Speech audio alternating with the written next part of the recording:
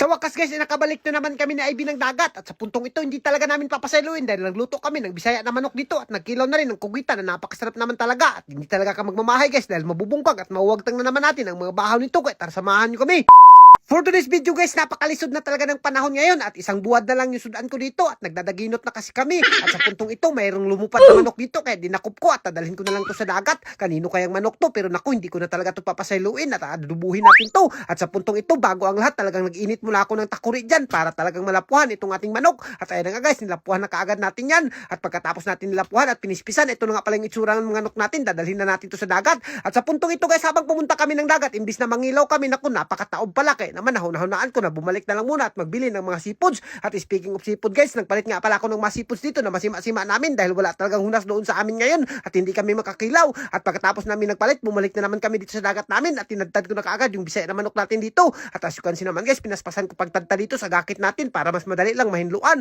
At kung nakikita nyo guys, talagang napakataob at napakabawod pa ngayon. Iwan ko ba kung bakit, meron daw kasing bagyo na darating. At sa puntong ito, pagkatapos ko magtadtad, as you can see naman sa IP guys, talagang hiniwa niya na kaagad yung mga lamas dyan at inasisan niya kaagad ako para mas mapadali yung mga trabaho namin at napaka-cute naman talaga ni Ivy guys habang naghihiwa. At habang naghihiwa si Ivy, nagpainit na kaagad ako ng kaha dito, binutangan ko na kaagad ng uwil dyan. At pagkatapos ng uwil, mga lamas na naman yung binutang ko dito at kinuraw-kuraw ko na para mas mapadali yung trabaho natin dito. At ayun nga guys, talagang mainit-init na yung kaha, nilulod na natin yung Bisaya na manok dito. At alam nyo ba guys, napakasarap to ng Bisaya na manok dahil dumaga pa to. At as you can see naman guys, tinuyuhan ko na yan at nilagyan ko ng sili at piktos-piktusan natin ng paminta. Sobrang nalilipay talaga si Ivy kapag ako yung nagluluto. Sa puntong ito guys, syempre hindi lang manok yung sudan natin dito, meron tayong napalit na kugita na luto na dyan, hihiwain na lang natin yan. At alam nyo ba guys, napakasarap to dahil pinaksiw lang to sa suka at ito talaga yung pinakaborito ko pagdating sa guwita. At saktong-sakto guys, habang naghihiwa tayo ng kugita, naluto na rin yung ating manok na pinahubas-hubas na adobo. Naku guys, talagang napakasarap talaga to at hindi ka magmamahay rito. At sa puntong ito, tinimplahan ko na rin yung kaunti namin kinilaw dyan at nilagyan ko na lang ng asin. At siyempre hindi mawala yung pinakamanglakasang sili natin dito.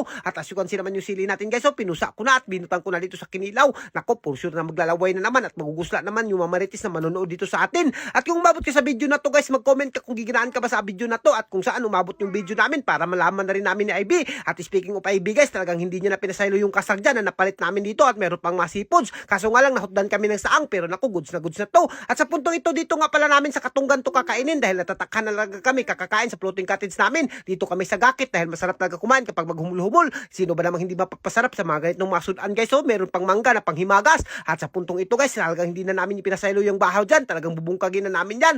At as you can see naman, talagang napakasarap kapag dito sa mangroves dahil medyo landong-landong pa. Talagang mapapapil mo yung napakasarap na mga pagkain.